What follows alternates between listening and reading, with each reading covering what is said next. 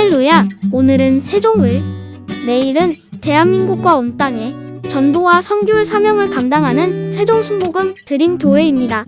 하나님의 사랑과 은혜가 치유와 응답이 있는 성령 충만한 교회입니다. 구독과 중보기도로 드림가족이 되어보세요. 오늘도 주 안에서 참 좋은 날입니다. 저는 마음의 장애를 고쳐라는 제목으로 말씀을 나누겠습니다. 육신의 장애를 갖고 산다는 것은 굉장히 불행한 일입니다. 눈이 안 보인다든지 귀가 들리지 않는다든지 또는 신체 장애자가 되어 평생 휠체어를 타고 다녀야 될 때 그 사람의 마음속에 슬픔과 어려움이 상상을 초월할 것입니다. 그러나 우리는 육신의 장애만 있는 것이 아니라 정신적인 심적 장애를 갖고 사는 것도 대단히 고통이 많습니다. 더 큰 행복과 기쁨과 성장을 갖고 살 수 있는데도 마음에 있는 장애 때문에 좌절되어 버리고 맙니다. 몇 해 전에 서울의대 정신과 교실 연구팀이 한국 20세 남성의 인격장애에 관해 연구하여 발표한 적이 있습니다. 그 결과 한국의 20세 남성 10명 가운데 4-5명이 미성숙 어른으로 나타난 것입니다. 그러니 한국 청년들 20세 남성 10명 중에 4-5명이 미성숙 어른이 되면 과반수가 미성숙 어른인 것입니다. 어린아이 어른으로서 성장한 것입니다. 20세 남자 2명 가운데 1명은 성격이 원만하지 못해서 대인관계나 사회생활에 어려움을 겪고 있다고 할 수 있습니다. 연구 책임자인 서울의대 권준수 교수는 우리나라는 다른 나라와 비교해서 높은 인격장애 지능지수를 보인다고 말하고 있습니다. 다른 나라보다도 더 많이 인격적인 장애를 가진 사람이 많다는 것입니다. 임상미술진료집을 발간한 김영민 씨는 그의 책에서 정신질환에 대해 이렇게 말했습니다. 모든 정신질환은 자기를 사랑하는 자기애가 강할 때 나타나기 쉬운 것으로 너무 자기만 고집할 때 정신질환이 일어난다는 것입니다. 자기를 너무 사랑하고 자기가 옳다고 생각하고 자기 주장만 하면 정신병으로 발전할 수 있는 것입니다. 전문가들에 의하면 오늘날 우리 사회에 나타나는 심각한 인격장애의 첫 번째 형태는 망상성 인격장애라고 합니다. 이것은 다른 사람의 행동이 악에 찬 동기가 있다는 피해의식입니다. 피해의식에 사로잡혀 있으면 말과 행동이 늘 공격적입니다. 자기는 공격당하고 있다, 오해당하고 있다, 사람들이 자기에게 손가락질하고 있다, 그런 망상을 가지고 있으면 공격적으로 대화를 하고 공격적으로 사람을 대하게 되는 것입니다. 육신의 장애를 갖고 사는 것도 힘든 일이지만 정신적인 심적 장애를 갖고 사는 것도 고통이 많습니다. 특별히 정신적 심적 장애를 가진 사람은 다른 사람에게 고통을 줄 뿐 아니라 사회적으로도 무리를 일으키게 되는 것입니다. 우울증에 걸린 사람들이 오늘날 굉장히 많지 않습니까? 대한불안정장애학의 몇 해 전 학술대회에서 서울 및 5개 광역시의 20세에서 60세 사이의 성인 1,000명을 대상으로 불안지수를 조사했습니다. 그 결과 25%, 즉 4명 중 1명은 전반적으로 불안한 상태에 있고 우울증에 걸려 있습니다. 그러니 얼마나 많은 수입니까? 세계보건기구는 최근 발표를 통해 해마다 질병에 걸린 환자의 27%가 우울증에서 출발하여 앞으로 이러한 증상은 더욱 커질 것이라고 말합니다. 세계보건기구의 하버드대학교 보건대학원 공동연구 결과 2020년에는 우울증으로 인한 사망이 심장병으로 죽는 사람보다 수가 많겠다고 말하고 있는 것입니다. 알렉스 로비라는 셀미는 출근길 행복하세요라는 책에서 현대인은 알 수 없는 불안과 우울증에 걸려 있는데 이는 자신의 삶에 대해 진지한 성찰이 부족하기 때문에 나타난다는 것입니다. 무언지 모르게 마음에 늘 우울하고 불안한데 우울하고 불안한 원인을 캐서 거기에 대한 근원적인 치료를 해야 될 것인데 그렇지 않고 막연하게 우울과 불안증을 가지고서 불행하게 살고 있다는 것입니다. 정신분석학적으로 우울증은 평소에 자신이 의존하는 대상을 잃을 때 온다고 합니다. 평소에 돈이나 집이나 명예나 권세나 부모를 의지하고 있다가 그 돈이나 집이나 명예나 권세나 부모의 도움이 사라지게 될 때 의지할 것도 없이 마음이 불안에 떨게 되고 우울증에 걸리게 된다는 것입니다. 그러면 부정적인 생각으로 자신감을 상실하여 우울증에 걸리고 어찌할 바를 모릅니다. 우리는 먼저 마음의 장애를 고쳐 행복하고 기쁜 삶을 살아갈 수 있어야 될 것입니다. 그럼 어떻게 할까요? 첫째로 마음의 최악의 장애가 무엇인지 장애를 먼저 알아야 되겠습니다. 제일 큰 장애가 자기중심적인 삶의 악한 꾀인 것입니다. 아담과 하와가 타락한 것은 악한 꾀로 인하여 타락한 것입니다. 하나님을 믿고 순종하고 살도록 되어 있는데 자기를 믿고 자기 마음대로 하겠다는 것이 그들이 지은 죄인 것입니다. 오늘날도 자기 중심으로 생각하고 자기 중심으로만 행동하는 그러한 것이 마음의 최악의 장애가 되는 것입니다. 부부간에 불화가 일어나서 제게 신앙상담 많이 오는 부부의 이야기를 들어보면 남편은 모든 면에 자기가 옳다고만 말합니다. 부인 보고 저 사람 때문에 내 인생을 망쳤다고 말합니다. 그런데 부인은 또 말하기를 이런 남자 때문에 내 생애를 망쳤다. 말하는 소리 한번 들어보라고. 저러니까 내가 살 수 있냐고. 두 사람이 다 자기 중심적인 삶의 주장을 하고 모든 말하는 것이 자기 중심에서 말하는 것입니다. 우리는 항상 내 혼자 살지 않고 이웃과 함께 살고 있습니다. 그러므로 내 주장만 하지 말고 다른 사람의 주장에 귀를 기울이는 역사가 있어야 되는 것입니다. 그 다음에 마음의 장애는 하나님 말씀을 거역하는 죄인 것입니다. 시편 107편 10절로 11절에 사람이 흑암과 사망의 그늘에 앉으며 공과 쇠사슬에 매임은 하나님의 말씀을 거역하며 지존자의 뜻을 멸시함이라. 하나님 말씀을 거역하고 하나님의 뜻을 거역하고 편안한 체 하지만은 그때부터 마음속에 불안의 씨가 심해지는 것입니다. 정죄가 들어오는 것입니다. 하나님 성령께서 마음에 정죄하는 것입니다. 하나님 법을 어기고 나면은 그 법이 마음속에서 끊임없이 정죄의 소리를 외치는 것입니다. 그러므로 우리가 하나님의 뜻을 거역하고 평안하게 살 수가 없습니다. 시편 119편 165절에도 주의 법을 사랑하는 자에게는 큰 평안이 있으니 그들에게 장애물이 없으리라고 말씀한 것입니다.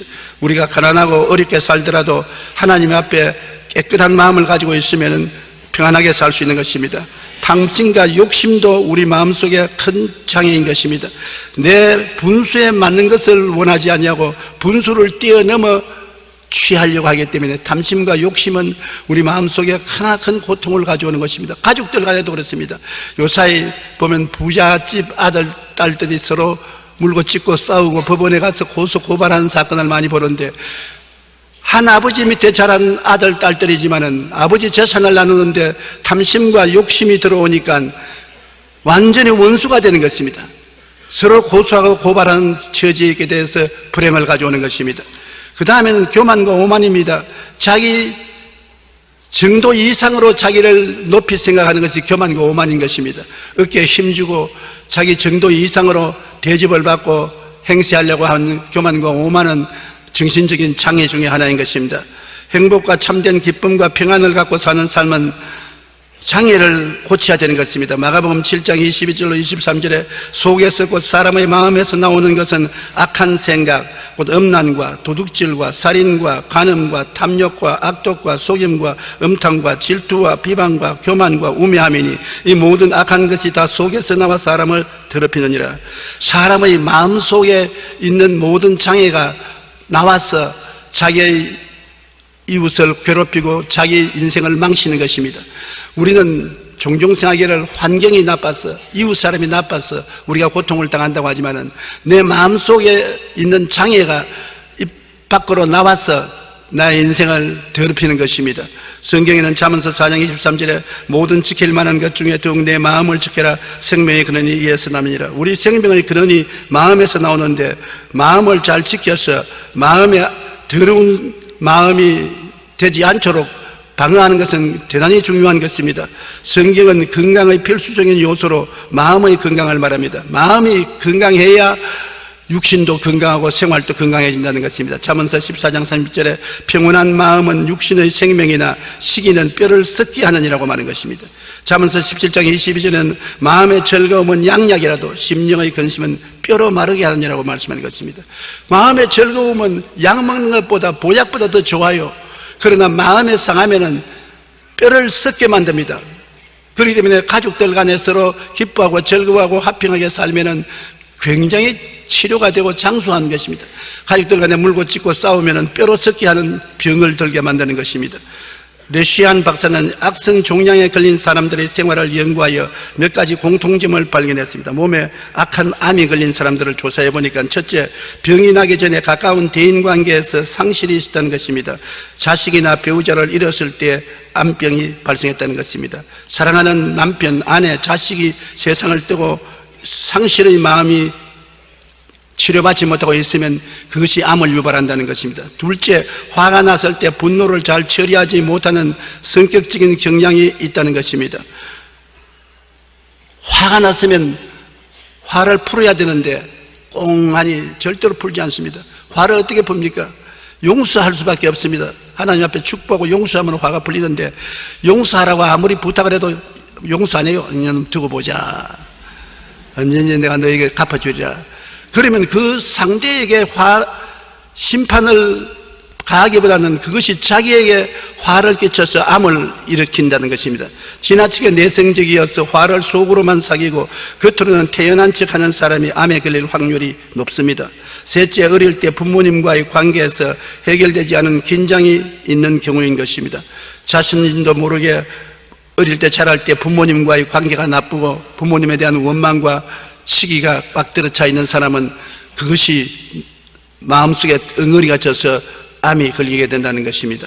마음의 자세는 건강뿐 아니라 행복하고 참된 기쁨과 평안을 갖고 사는 삶에도 큰 영향을 미치는 것입니다. 우리가 또 늘 생각해야 될 것은 마이너스 사고를 하지 말아야 되는 것입니다. 모든 일에 없는 것, 모자란 것, 부족한 것을 중심으로 생각하는 습관을 고쳐야 되는 것입니다. 마태복음 13장 12절에 무릇 있는 자는 받아 넉넉하게 되어야 돼. 없는 자는 그 있는 것도 빼앗으라고 말하는 것입니다. 있는 것을 감사하면 점점 더 주시고 없는 것을 보고 불평하면 있는 것도 빼앗아간다는 것입니다. 그러므로 우리는 우리의 생활 속에 쉽게 하나님을 원망하는데 하나님이 왜 나는 이렇게 하시냐 저렇게 하시냐 하는데 하나님을 원망하면 여러분 좋은 일이 일어날 것 같지 않습니다. 잠언서 19장 3절에 사람이 미련함으로 자기 길을 굽게 하고 마음으로 야훼를 원망하느니라. 지가 잘못해놓고 안 되면 하나님이 왜 나를 이렇게 하시냐고 원망한다고 성경은 말하고 있는 것입니다. 우리는 쉽게 부모님을 원망합니다. 자식들이 대개 부모를 다 원망해요. 부모님이 나에게 뭘 해주느냐고 늘 자기 중심으로 생각하는데 부모는 부모대로 실컷 해주려고 애를 쓰는데도 불구하고 그 이상 안 되니까 그 이상 못하는 것이죠. 낳아주고 길러준 것을 감사만 하도 충분할 것인데 낳아서 길러준 것을 좀처럼 감사 안 합니다. 나이가 먹어서 세월이 흘러가고 난 다음에 부모님들 세상 다 떼고 나면 그 다음에 나 낳아주고 길러준 부모를 생각하고 감사하게 생각하는 것입니다. 젊을 때는 그것을 몰라요. 저도 젊을 때는 아버지 어머니가 못해준 것만 자꾸 생각이 납니다. 그때는 6.25 때라 너무나 가난해서 먹고 살기가 어렵기 때문에 잘 해줄 수가 없어요. 특별히 마음속에 늘 엉어리진 것을 아버님 어머님이 세상을 떼고 난 다음 제가 크게 회개한 것이 있습니다. 제가 군대에서 복무하다가 탈장이 되어서 63병원에서 수술을 하고 입원을 해 있는데 부모님들이 다 방문을 와서 뭐 음식도 가져오고 용돈도 갖다 주는데 나는 아무리 기다려도 아버지 어머님이 안 오셔요. 사람이 왔다면 아버지 어머니가 오신 줄 알고 깜짝 놀랐는데 안 오셔요. 그래서 나중에 제대하고 난 다음에 거기다가 엉어리가 져가지고 말만 나오면 아버지 어머니 내 병원에 있을 때 한번 찾아와봐 앉으셨냐고. 그러니 야 9 형제가 널 거느린 너희들 먹이 살리고 돌보려고 하니 거기 갈 차비가 없다. 부산에서 대전까지 어떻게 갔냐 차비가 없다. 그치 미안하다. 그래도 속으로 그때 한번 와봤으면 미안하다 말 안 하면 됐지. 그랬는데 제가 아버지 어머니 세상 떼고 난 다음 마음에 늘 걸리는 것은 내가 아버지 어머니의 사정을 생각하지 않냐고 내 사정만 생각하고 원망 불평하는 것이 큰 마음의 고통이 되어서 회개를 늘 하고 우리 아버지 어머님 무덤 앞에 가서 늘 고개를 숙이고 회개를 하는 것입니다. 우리는 하나님만 원망할 뿐 아니라 부모님께 원망하는 그 원망도 다 버려야 되는 것입니다. 낳아서 길러준 사랑만 해도 말로 다 할 수 없는 것입니다. 그러므로 마이너스 사고를 하지 말고 플러스 사고를 해야 되는 것입니다. 로마서 8장 28절에 우리가 알거니와 하나님을 사랑하는 자 곧 그 뜻대로 부르심을 입은 자들에게는 모든 것이 합력하여 선을 이루나니라. 좋지 않은 것은 하나님이 좋게 만들어 주신다. 좋은 것은 좋아서 좋고 좋지 않은 것은 하나님이 좋게 만들어 주시니까 좋을 것이다. 플러스 사고를 한다는 것은 로마서 8장 28절을 늘 마음속에 기억하고 시인하는 것입니다. 좋은 것이 여러분 나쁜 모습으로 올 때가 많습니다. 시련과 환난이 지나고 난 다음 생각해 보면 참으로 그것이 축복이 된 경우가 대단히 많습니다. 믿음으로 없는 것을 있는 것처럼 생각하라고 성경은 말하고 있는 것입니다. 지금 없는데 있는 것처럼 좋게 생각하라. 로마서 4장 17절에 기록된 바 내가 너를 많은 민족의 조상으로 세웠다 하심과 같으니 그가 믿은 바 하나님은 죽은 자를 살리시며 없는 것을 있는 것으로 부르시는 것이라. 죽은 자를 살리고 없는 것을 있는 것처럼 하나님 부르시기 때문에 우리도 죽은 자를 살리는 기적이 일어날 것을 믿고 없는 것을 있는 것처럼 말하라는 것입니다. 인간으로 상상할 수 없는 일, 아주 절망적인 일도 좋은 일이 일어날 것이다. 그러므로 없는 것을 있는 것까지 하나님께 감사하고 찬양을 하는 그런 신앙 훈련을 가져야 되는 것입니다. 기적을 믿지 아니하면 우리가 예수 믿는 사람이 마음에 큰 평안을 가질 수가 없는 것입니다. 예수 믿는 사람은 기적이 반드시 일어난다는 것을 늘 알고 있어야 되는 것입니다. 좋은 일만 있어서 기적이 일어나는 것이 아닙니다. 나쁜 일이 있을 때 하나님은 그 가운데 계셔서 기적을 일으키는 것입니다.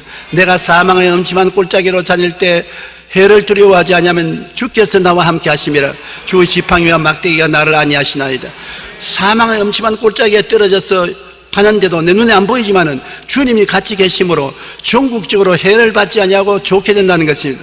왜냐하면 하나님의 능력과 권세가 나타난다는 것입니다. 마음의 생각이 운명을 갈라놓게 되는 것입니다. 긍정적으로 생각하면 긍정적인 결과를 가져오고 부정적인 생각을 하면 부정적인 결과를 가져오게 되는 것입니다. 이스라엘 12정탐꾼의 가나안 정탐을 불러보면 2명은 플러스 정탐을 보고하고 10명은 마이너스 정탐을 보고했습니다. 민수기 13장 31절로 33절에 그와 함께 올라갔던 사람들은 이르되 우리는 능히 올라가서 그 백성을 치지 못하리라. 그들은 우리보다 강하니라 하고 이스라엘 자손 앞에서 그 정탐한 땅을 악평하여 이르되 우리가 두루 다니며 정탐한 땅은 그 주민을 삼키는 땅이요 거기서 본 백성은 신장이 장대한 자들이며 거기서 네피림의 후손 아낙 자손 거인들을 보았으니 우리는 스스로 보기에도 메뚜기 같으니 그들에게 보기에도 그와 같을 것이라. 10명은 이와 같이 부정적인 마이너스 사고를 하고 마이너스 관찰을 하고 보고를 했습니다. 그러나 여호수아와 갈렙 두 사람은 같이 갔지만은 그 땅을 정탐한 중 눈의 아들 여호수아와 예분네의 아들 갈렙이 자기들이 옷을 찢고 이스라엘 온 회중에게 말하여 이르되 우리가 두루 다니며 정탐한 땅은 심히 아름다운 땅이라. 야훼께서 우리를 기뻐하시면 우리를 그 땅으로 인도하여 들이시고 그 땅을 우리에게 주시리라. 이는 과연 젖과 꿀이 흐르는 땅이니라. 다만 야훼를 거역하지 말라. 또 그 땅 백성을 두려워하지 말라. 그들은 우리의 먹이라. 그들의 보호자는 그들에게서 떠났고 야훼는 우리와 함께 하시느니라. 그들을 두려워하지 말라. 똑같은 땅을 보았는데 10사람은 그 땅에 대해서 완전히 마이너스 사고로서 부정적인 말을 했는데 두 사람은 플러스 사고를 가지고서 긍정적인 말을 했습니다. 그 결과 10사람은 그 자리에서 하나님께 벌을 받아 죽었습니다. 그리고 그 말을 듣던 모든 이스라엘 백성은 광야에서 40년 동안 방황하게 된 것입니다. 여호수아와 갈렙만은 그 40년 동안 살아남아서 젖과 꿀이 흐르는 가나안 땅으로 들어갈 수가 있었던 것입니다. 그러므로 여러분 플러스 사고를 언제나 마음에 하기로 그 결심을 해야 되는 것입니다. 마이너스 사고를 하는 사람은 끝없이 불평합니다. 불평하는 사람은 뭘 갖다 줘도 불평해요. 우리 주변에 늘 불평하는 사람이 있습니다. 저는 이런 글을 읽어보았었어요. 화창한 봄날 한 신사가 공원 벤치에 앉아서 책을 읽고 있었습니다. 잠시 후에 한 남자가 와서 약속한 사람을 기다리기 위해 시간 보내기 위해서 옆에 앉더니 그에게 이런 말을 붙였습니다. 안녕하세요. 오늘 날씨가 참 좋죠. 그러니까 그분 한 말이 네 좋기는 좋지만 지난주 오늘에 비교하면 나쁘군요. 그래서 그 다음 말했습니다. 하늘이 이렇게 푸르고 바람도 신선하고 한데 나쁘다고 말씀합니까? 아유 당신 공원이니까 하늘이 푸르고 신선하지 시내에 들어가 보십시오. 매연이 가득 차고 먼지가 나고 좋지 않습니다. 그래서 매사에 부정적인 신사의 반응에 남자는 조금 당황했습니다. 화제를 바꿔야 되겠다고 주변을 때려보면서 아유 저기 나가는 새로운 자동차 보십시오. 굉장히 미끈하고 좋지요. 그러니까 겉만 미끈하지 속은 아주 형편없습니다. 그리고 그 남자는 이 신사와 대화하다가는 자기도 완전히 부정적인 사람이 될 것 같아서 빨리 일어나서 도망을 치고 말한 것입니다. 우리도 매사에 이와 같이 부정적인 말을 한 사람이 있습니다. 저도 제가 가까운 사람 한 사람이 있는데 만나기를 두려워하면서도 할 수 없이 종종 만나야 되는데 입만 열면 부정적인 말을 합니다. 내가 이러한 사람은 좋은 사람이니까 겉으로 그렇게 보이지 속은 그렇지 않습니다. 그 사람은 나를 위해서 기도를 많이 이제 그건 잘 보이려고 엉터리를 하는 기도지 속으로는 요구하고 있습니다. 이거 사사건건이 부정적인 말을 하기 때문에 그분을 만나면 내가 겁이 납니다. 왜냐하면 나도 끌려 들어가고 하는 것이니까. 마음을 부정적으로 가지면 결국은 환경을 부정적으로 만들게 되는 것입니다.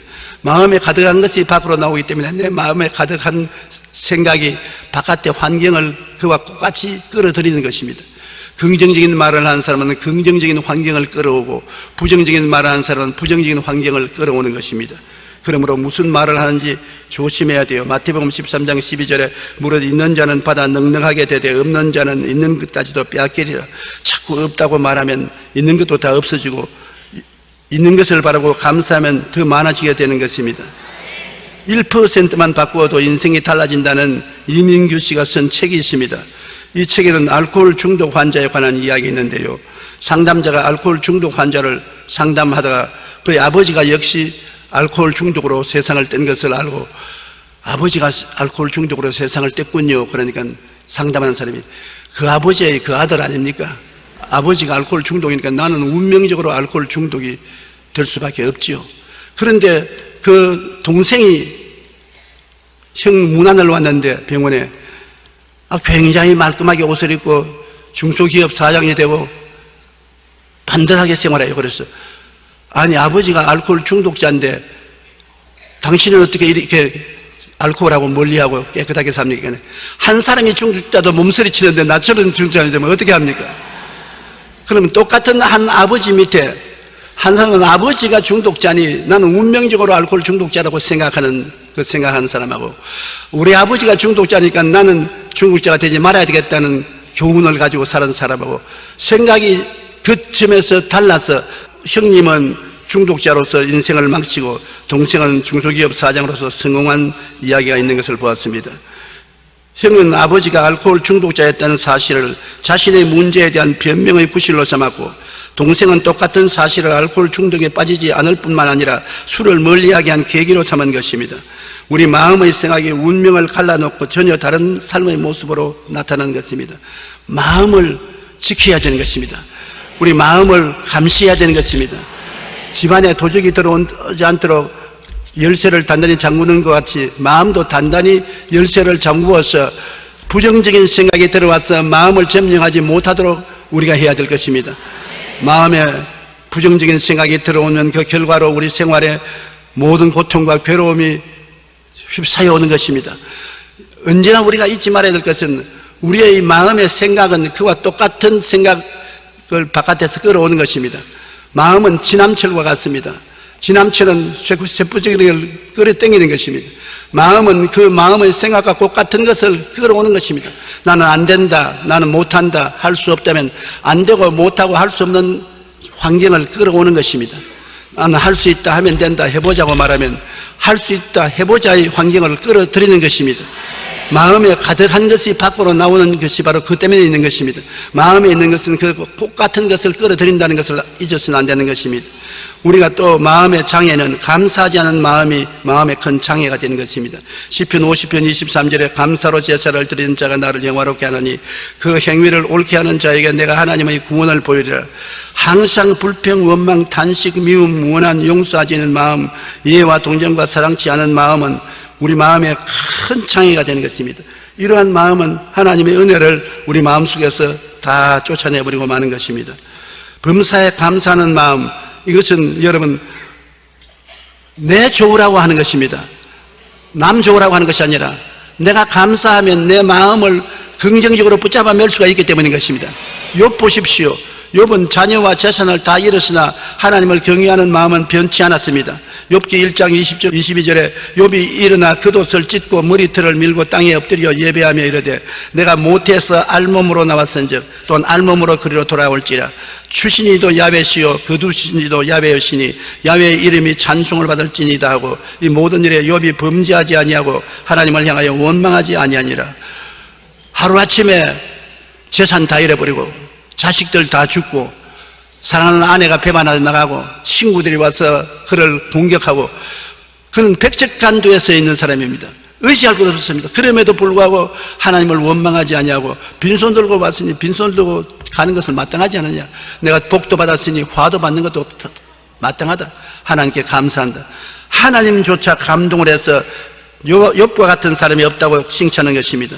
그러므로 하나님이 나중에는 전보다 더 큰 복을 욥에게 두었다고 말한 것입니다. 바울 선생의 감사도 그렇습니다. 바울 선생은 수많은 사람에게 복음을 전하고 수많은 사람의 병을 고쳤으나 자기는 못 고치는 병이 있었어요. 불치의 병이 있었습니다. 하나님께 3번이나 엎드려서 이 병이 떠나가기를 간구할 때 하나님께서 응답하지 않았었습니다. 고린도후서 12장 7절로 9절에 여러 계시를 받는 것이 지극히 크므로 너무 자만하지 않게 하시려고 내 육체에 가시고 사탄의 사자를 주셨으니 이는 나를 쳐서 너무 자만하지 않게 하려 하심이라. 이것이 내게서 떠나게 하기 위하여 내가 3번 주께 간구하였더니 내게 이르시기를 내 은혜가 내게 족하도다. 이는 내 능력이 약한 데서 온전하였음이라 하신지라. 그러므로 도리어 크게 기뻐함으로 나 여러 약한 것들에 대하여 자랑하리니 이는 그리스도의 능력이 내게 머물게 하려 함이라. 그는 하나님의 위대한 종이지만은 기도를 들어주지 않으시고 병의 이름은 모르겠는데 아주 고통스러운 병이었었습니다. 병이 들려서 늘 괴로워하면서 3번이나 통곡을 하고 강청하며 하나님께 고쳐달라고 했으나 하나님이 응답하지 않았었습니다. 네가 너무 하나님의 은혜를 많이 받은 사람이므로 교만해지기 때문에 교만해지면 모든 것을 다 잃어버리니까 겸손하게 하기 위해서 이 병이 몸에 붙어 있어야 된다. 내가 병이 있어서 너 약함을 알아야 낮아져서 하나님께 기도해야 내가 너에게 은혜를 줄 수 있다고. 그렇게 하심으로 그는 오히려 병든 것을 기쁘게 생각하고 감사하게 생각하고 그 일생을 큰 성공으로 보낼 수 있는 것입니다. 감사하는 사람이 오래 삽니다. 장수는 하나님의 축복 가운데 하나인데 우리가 건강하게 장수하려면 어떻게 해야 될까요? 많은 조사기관들이 유명한 장수촌들을 연구한 결과 몇 가지 공통점을 발견했습니다. 첫째, 장수하는 사람들은 부지런합니다. 장수촌의 노인들은 혼자 1,500평이 넘는 밭을 일굴 정도로 평소 부지런히 움직였습니다. 아침에 일찍 일어나고 부지런히 일하고 그리고 잠 잘 자고 장수의 비결인 것입니다. 둘째로는 규칙적인 식사인 것입니다. 이들은 자연 환경에 적응하여 나물과 곡물을 자연 그대로 맛으로 즐기며 규칙적으로 식사를 했습니다. 채식을 많이 했다는 것을 우리는 볼 수 있는 것입니다. 그 다음 셋째로 감사하는 삶입니다. 이들은 늘 긍정적인 생각을 하며 아름다운 자연을 주신 것을 감사하고 기쁜 마음으로 노래하는 것을 즐겁게 생활했었습니다. 장수의 비결은 하나님이 창조하신 자연의 섭리를 거스르지 않고 늘 감사하며 사는 것입니다. 감사할 때 마음의 기쁨과 평안을 느끼며 더욱 건강하고 행복한 삶을 살 수가 있는 것입니다. 여러분, 우리가 적은 것을 감사하면 하나님이 더 큰 것을 주시고 큰 것을 더 감사하면 크게 나눌 수 있는 은총을 주시는 것입니다. 적은 것을 불평하면 적은 것조차 뺏기고 더 원망하고 불평하면 생명조차 위협을 느끼는 병들게 되는 것입니다. 우리는 언제나 희망을 가지고 살아야 되는 것입니다. 김진호 군은 3살 때 자폐 비친단을 받아서 세계 장애인 선수권 대회에서 장애인 세계 신기록을 세우며 금메달을 땄습니다. 어릴 때부터 자폐증으로서 학교에서 받아주지도 않았습니다. 그런데 그 어머니가 너는 희망이 있다. 낙심하지 말라. 가만히 보니까 자폐증 어린이지만은 물을 좋아해요. 그래서 어머니가 수영을 가르쳤습니다. 여러 학교를 전전하면서 수영을 가르쳐서 그가 나중에 자폐와 장애인 수영대회 세계에 가서 1등을 하고 금메달을 타게 된 것입니다. 희망을 버리지 않으면 희망이 삶에 힘을 주어 놀라운 일을 할 수 있는 것입니다. 비록 자폐아가 되어가지고서 사람들을 만나지 못하고 혼자 있는 이러한 비극한 일이 있었지만은 어머니와 그 아버지 가족들이 희망을 버리지 않고 그가 있는 소질을 살려주어서 세계적인 선수로 만들었던 것입니다.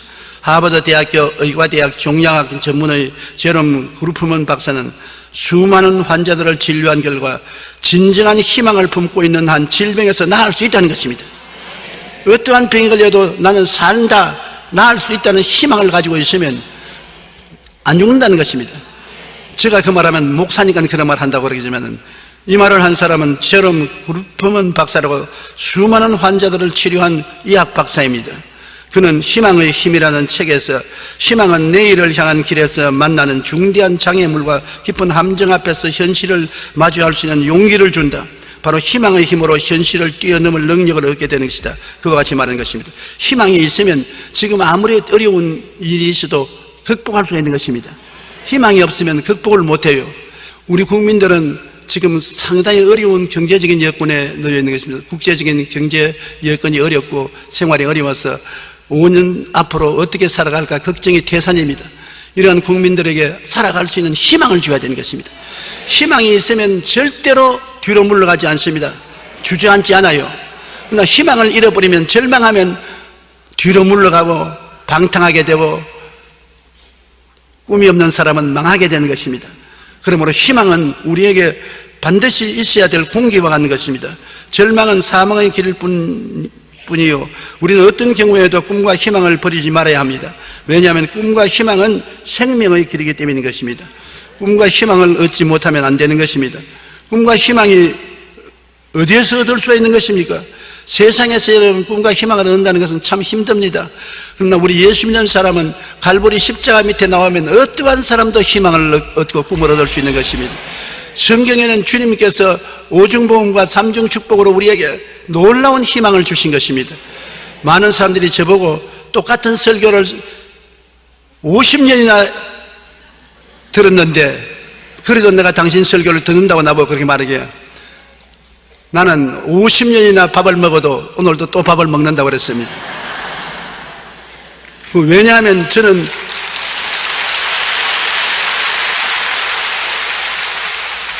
사람들이 희망을 발견할 수 있는 곳으로 안내를 하기 때문인 것입니다. 그러므로 희망을 얻을 수 있고, 또 낙심하면 그곳에 가서 희망을 얻을 수 있는 갈보리 십자가 예수님의 대속의 은총을 복잡하지 않고 간단하게 오중보험과 삼중축복으로 요약해서 밥상을 차려주니까 교인들이 그거 먹고 편안하고 좋거든요. 꿈과 믿음이 없는 삶은 절망적인 삶이죠. 시편 81편 10절로 11절에 보면 하나님께서 이스라엘 백성 보고 말씀하기를, 나는 너를 애굽 땅에서 인도하여 낸 야훼 내 하나님이니 내 입을 크게 열라 내가 채우리라 하였으나 내 백성이 내 소리를 듣지 아니하며 이스라엘이 나를 원하지 아니하였도다. 하나님은 우리에게 큰 희망을 주고 그 희망을 성취해 주기를 원하시고 있는 것입니다. 그러나 우리가 희망을 저버리고 낙심하면은 하나님께서 슬퍼하시는 것입니다. 믿음은 바라는 것들의 실상이라고 말했는데, 우리가 믿는다는 것은 바라는 꿈이 있어야 되는 것입니다. 믿음과 꿈은 손의 앞뒤와 같습니다. 꿈이 있으면 믿음이 있고 믿어야 꿈이 이루어지는 것입니다. 이스라엘 백성이 하나님께 버림받은 것은 꿈도 믿음도 없었기 때문인 것입니다. 여러분께서 오늘 내일에 대한 꿈을 분명히 가지고 있으면 그 꿈을 이룰 믿음을 하나님이 주시는 것입니다. 믿음이 있으면 꿈을 붙잡으면 이미 그 꿈을 이루는 능력이 역사하는 것입니다. 성령의 역사는 꿈과 환상과 믿음을 주시는 것입니다. 사도행전 2장 11절에 하나님이 말씀하시기를, 말세 내가 내 영을 모든 육체에 부어주리니 너희 자녀들은 예언할 것이요 너희 젊은이들은 환상을 보고 너희 늙은이들은 꿈을 꾸리라. 왜 젊은이들이 교회에 와야 되느냐? 교회에 오면은 성령께서 젊은이들 마음속에 꿈을, 환상을 심어주기 때문인 것입니다. 환상, 내일에 대한 환상이기 때문에 희망을 얻게 되는 것입니다. 노인들도 이 세상에 버림받은 처지에 있다고 생각하지만 교회에 오면 하나님이 내일에 대한 꿈을 심어주는 것입니다. 젊은이나 늙은이나 꿈과 환상을 얻음으로 말미암아 마음속에 희망을 얻는 것이 교회인 것입니다. 그렇기 때문에 일어나서 어려움을 극복하고 살아나갈 수 있는 용기와 힘이 생기는 것입니다. 절망은 사망의 길, 꿈과 희망은 생명의 길인 것입니다. 꿈이 없는 백성은 망한다고 말한 것입니다. 예레미야 29장 11절에 너희를 향한 나의 생각을 내가 아나니 평안이요 재앙이 아니니라. 너희에게 미래에 희망을 주는 것이니라. 하나님의 목적은 평안을 주는 것이고 미래에 희망을 주는 것입니다. 그러므로 여러분 교회에 나와서 하나님 말씀을 들으면 희망을 얻게 되고, 희망을 얻게 되면 꿈을 꾸고 믿게 되고 하나님의 기적이 일어나게 되는 것입니다. 유럽과 아프리카를 정복했던 알렉산더 대왕은 세상을 정복하는 것보다 더 힘든 것이 자신의 마음을 정복하는 것이라고 말했습니다. 마음을 조절하는 것이야말로 어떤 것보다 힘든 것입니다. 토마스 캐리 선교사는 이런 좌우명을 가지고 있었습니다. 내 생애를 하나의 기적으로 바꾸어 놓겠다. 위대한 사람이란 따로 없다. 단지 위대한 꿈이 있을 뿐이다. 저 사람은 위대한 사람이다. 왜? 위대한 꿈이 있기 때문에. 저 사람 하버드 대학을 나왔다, 예일 대학을 나왔다, 서울 대학을 나왔기 때문에 위대하다. 성경은 그런 것도 없습니다. 위대한 꿈을 가진 사람은 주님께서 위대한 사람이 될 수 있다고 말한 것입니다. 아브라함 모르는 예수 믿는 사람은 없습니다. 또 문명국에 가면 아브라함 다 압니다. 그러나 아브라함은 75살 될 때까지 아주 촌놈 중에 촌놈이었었습니다. 갈대아 우르 땅에 살면서 이름도 알려지지 않고 번지수도 알려지지 않는 사람인 것입니다. 그가 하나님 앞에서 꿈을 얻었을 때, 내 전토 친척 아비별 때나 내가 내게 지시할 땅으로 가라. 그러면 내가 너로 큰 민족을 이뤄주겠다는 하나님 말씀을 듣고 꿈을 얻고 고향 산천 떠나서 처자손 낳고 가나안 땅으로 출발할 때 꿈을 따라간 그는 그때부터 하나님이 그와 같이 계셔서 위대한 인물로 만드는 것입니다. 그는 초등학교도 나오지 못했습니다. 아무 졸업장도 없었습니다. 그럼에도 불구하고 오늘날 전 세계 인류의 지도자들이 다 아브라함을 존경하는 것입니다. 그는 왜냐? 아브라함은 꿈을 마음에 품었기 때문인 것입니다. 꿈이 적으면 적은 인생을 살고 꿈이 크면 큰 인생을 사는 것입니다. 그렇기 때문에 꿈이 여러분을 위대하게 만드는 것입니다. 꿈이 있어야 위대해지고 꿈이 있어야 믿음이 자라게 된다는 것을 우리는 알아야만 되는 것입니다. 잠언서 29장 11절에 묵시가 없으면 백성이 방자에 행하거니와 라고 말했는데, 이 말씀은 영어로 번역하면 꿈이 없는 백성은 망한다고 말하는 것입니다. 힘든 상황일 때 꿈이 없는 사람은 이제 끝장났다, 이제 난 다 끝났다, 그렇게 말합니다. 그런데 꿈이 있는 사람은 아니야, 두고 봐라, 끝이 좋을 것이다, 그것이 다른 것입니다. 믿음은 바라는 것들의 실상입니다. 믿음과 꿈은 손바닥의 앞뒤와 같습니다. 꿈이 있으면 믿음이 있고 믿어야 꿈이 이루어지는 것입니다. 희망으로 우리는 모든 인생을 극복하고 나올 수 있는 것입니다. 서울대 이대 전범석 교수는 신경계 손상 환자를 치료하는 의사입니다. 다시 말하면 휠체어에 타고 다니는 척추를 상한 사람, 팔다리를 상한 사람 고치는 전문 의사인데, 산에 등산 갔다가 꼬꾸라져서 목뼈가 부러져서 자기가 휠체어에 앉게 된 것입니다. 그래, 그것을 고치는 전문 의사가 목뼈가 부러져서 휠체어에 앉게 되니까는 자기 병을 자기가 너무 잘한단 말이야. 난 인생 끝났다, 이제 절망이다. 아주 슬픔에 처해 있었습니다. 그러다가 그는 아니야, 절망을 해서는 안 된다.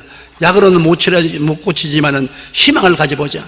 그래서 그때부터 그는 자기의 돌보는 사람들을 다 자기 방에서 떠나게 하고, 자기는 할 수 있다, 하면 된다, 해보자.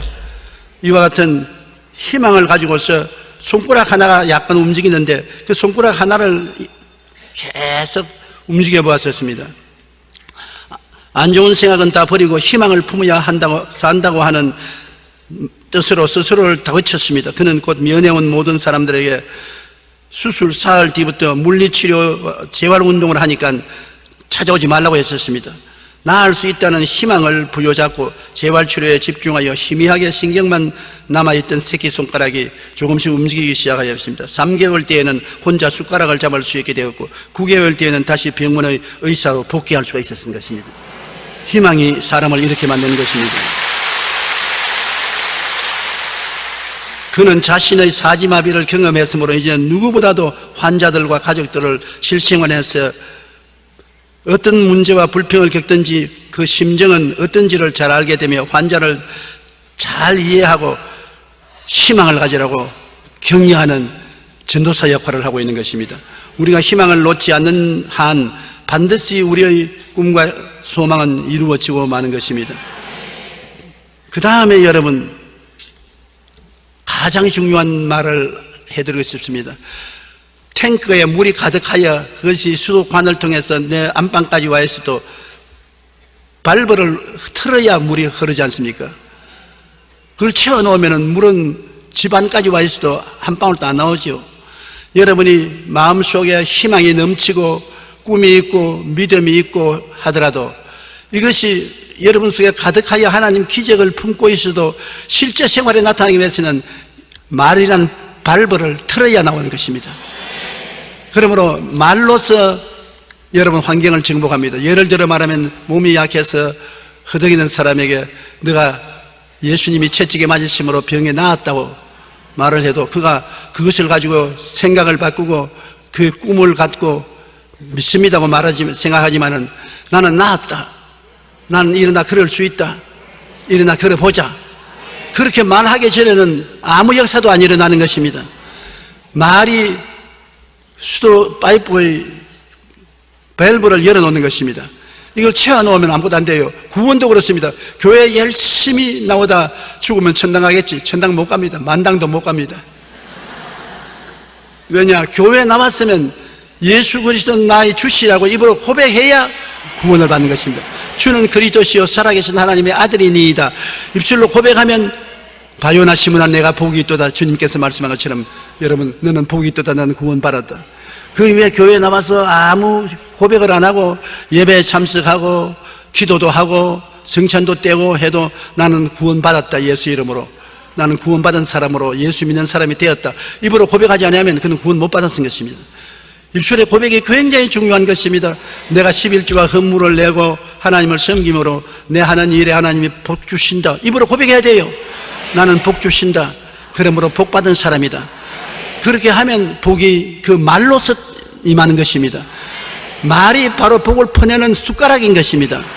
숟가락이 없이 밥을 퍼줄 수가 없습니다. 그러므로 입술의 고백은 얼마나 중요한지 서양 사람들은 이것을 일찍이 깨달았기 때문에 여러분 사람 만나기만 해도 God bless you. 하나님 당신이 축복합니다. 헤어질 때도 God bless you. 하나님이 축복하기를 바랍니다. 늘 축복을 입에 달고 있습니다. 축복한다는 말이 그 축복을 가져오거든요. 기도하는 것도 좋습니다. 그럼 기도해야지요. 기도를 통해서 믿음이 굳건하게 되니까 좋습니다. 그러나 기도한 결과를 말을 해야 돼요. 구원을 받기 위해서 기도했으면 구원받았다고 말을 해야 되는 것입니다. 건강을 위해서 기도했으면 나는 건강합니다. 튼튼합니다. 힘이 있습니다. 씩씩합니다. 약하지 않습니다. 그렇게 말을 해야 돼요. 내 입에 말로 내가 묶였으면 내 입에 말로 내가 사로잡힌다고 말했었으니 말이 굉장히 중요한 것입니다. 믿음이 효과를 나타내기 위해서는 말해야 되는 것입니다. 마음으로 믿어 의에 이르고 입으로 시인하여 구원에 이른다고 성경은 말합니다. 말이 자기 마음의 생각을 다스립니다. 생각과 말이 자기의 세계와 환경을 만들어내고 다스리는 것입니다. 잠언서 6장 2절에 내 입의 말로 내가 얽혔으며 내 입의 말로 인하여 잡히게 되었나니라. 그러므로 한번 따라 말씀해 주십니다. 내 입의 말로 내 믿음이 효과를 발생한다. 부정적인 말을 하면 모든 기도가 다 무효가 된다. 우리의 환경도 여러분이 늘 불평하고 원망하면 아무 일도 안 돼요. 무생물이나 귀가 없고 눈이 없는 환경이라도 말은 듣습니다. 왜냐하면 여러분 말이 나가서 창조하기 때문인 것입니다. 말은 그 자체가 창조력을 가지고 있기 때문인 것입니다.